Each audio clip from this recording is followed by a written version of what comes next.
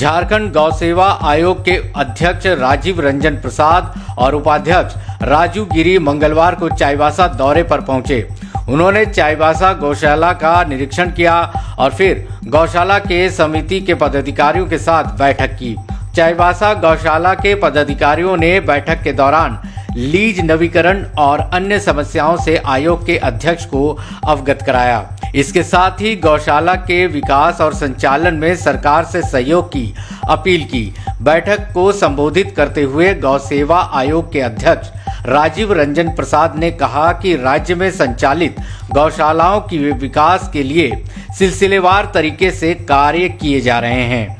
उन्होंने लीज नवीकरण की समस्या का समाधान करने का भरोसा दिलाया। इसके साथ ही उन्होंने सभी गौशाला संचालकों से आग्रह किया कि वर्मी कंपोस्ट बनाने की दिशा में पहल करें। सरकार पूरी मदद करेगी। तैयार वर्मी कंपोस्ट को सीधे गौशाला से खरीदा जाएगा। इस मौके पर गौशाला के सचिव बनवारी लाल नेवटिया, संयुक्त सचिव ललित शर्मा, राधे श्याम अग्रवाल, कोषाध्यक्ष सिद्ध गोपाल गोयल, मधुसूदन अग्रवाल, अनिल खिरवाल सहित अन्य लोग मौके पर मौजूद रहे।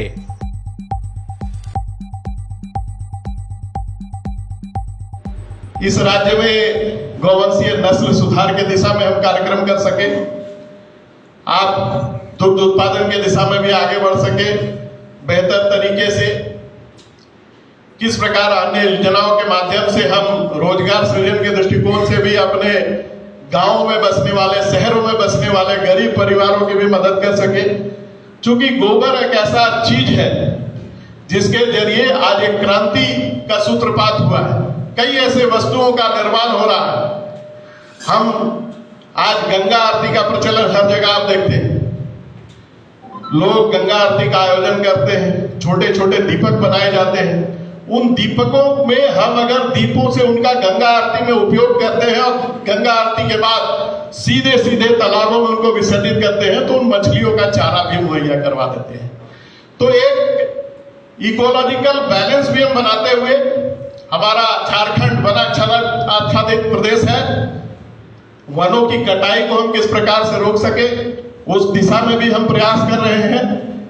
गौकाष्ठ का निर्माण, जिसको अंतिम क्रिया के रूप में भी हम आज शुद्धता के साथ बहुत जगह उपयोग में आ रहा है। हमारे राज्य की ही कई गौशालाएं हैं जो इस दिशा में आगे बढ़ रही है। इन सारी चीजों के निर्माण को लेकर के हम अपने महिलाओं को सिर्फ और सिर्फ अगर वो 2-3 घंटा इस निर्माण कार्य के दिशा में और झारखंड राज्य JSLPS के माध्यम से भी महिलाओं को ट्रेनिंग कराने की व्यवस्था, निःशुल्क प्रशिक्षण आयोग उपलब्ध करवाने जा रहा है ताकि उनकी आर्थिक स्थिति सुदृढ़ हो सके।